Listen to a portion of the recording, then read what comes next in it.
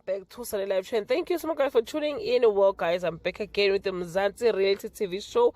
And namhlanje guys, sikhuluma ngefinale yothando ke nesithembu. Guys, bakithi ke iphelile ke uthando nesithembu. We can expect ke isitori esilandelayo, which I think kuzongena I'm not so sure, but I think kuzongena ke uhlophe.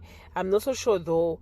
Kuleya slothi sabo ke. Eyibo guys, shisa i-episode. Abanye bathi sengathi ngaba ngaqala kwamanje babeshutha ke season 9 ngoba wow, season 8 was fire. Bekunzima ke guys kakhulu for umseleko ukugula kwakhe, isithembu sakhe. Yabona kumayeni ilokhu iqalile ke isizini ke nje akadlali nezingane. Yabona ke izolo ke kwi-finale hayi bafethu I know. Uma yena akamazi ukuthi uyini umseleko, akamazi umyini, akamazi ukuthi izivalo saliphi ibhodwe. Wamudilika manje ngazongihlanyela ngeke umseleka ngalokho asho nesithembu akanazo isithembu mawuthi nesithembu namafazi abawu2 umacele kanye ke nomakhwele ngoba le 3 le hayi akusahambi neze kahle bazame zonke indlela ke guys yabo for my vele she's been like that nje but ke ubekade engafuni ukukhuluma but this time ukhathele naye bathi kumseleko it's about him akanandaba nama feelings abanye abantu but akukho easy guys ukuthi angaba nendaba nama feelings abanye abantu because unabafazi awu5 kusho ukuthi mayinesa lokuzokwata lo mayinesa lokuzokwata lo but anyway izolo guys yibo abantu bathi nje umayeni uhlaza abanye bathi ke umayeni right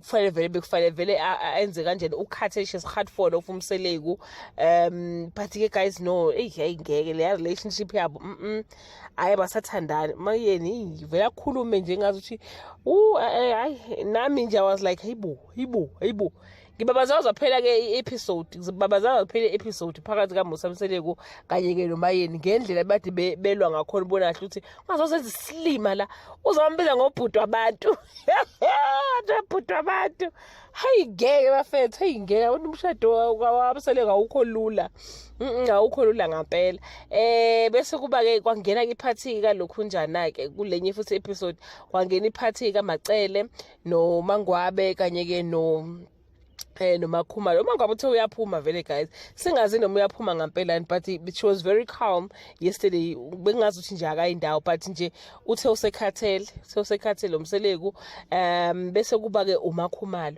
kahle guys kwenzekalani phakathi koMakhumalo nomseleko noMusa Mseleko hayi ngathi sishiphelene nakhona olokhu kuserious because ever since uqala isizini uMakhumalo akakhulumi uthula kakhulu and umseleko ufuya mprovoke ukuthi akhulume manje wakhuluma uxabana nabanye abafazi kuthiwa hey usetheni like what is really happening kule wamshado kaMseleko guys akuhambi neze kahle asazi guys ukuthi ke isasekhona ile yamshado noma ke sekusele vele kwaMacele noma amakhwela angiyazi bangoMakhumalo nomseleko but kwasengazi ukuthi uMakhumalo akasacela lutho kumseleko she's rich unemali ufamous like uyaziwa like unemali uMakhumalo but umseleko uthi unemali because of igama la kaMseleko kusho ukuthi uMakhumalo owes umseleko umkweleta angazi umkweletani guys because like if ethi unemali uMakhumalo because of igama la kaMseleko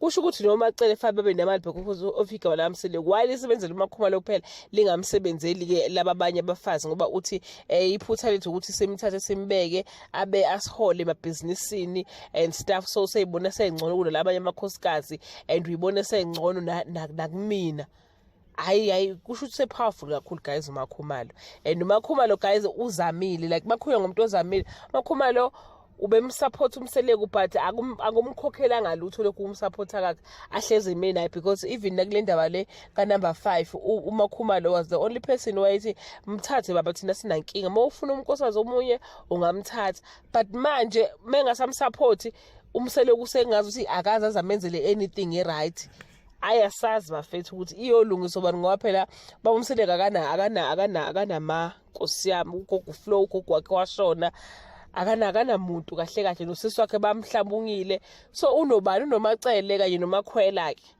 ngoba laba bawu3 hayi shem hayi Makhumalo uphume ngepeace wamisa iminotu wathi nje yazini bhuti ungibone wena nje unyela isihlahla awungiphathi kahle ukhuluma nami noma kanjani hayi uyayingeke yabona isithembu.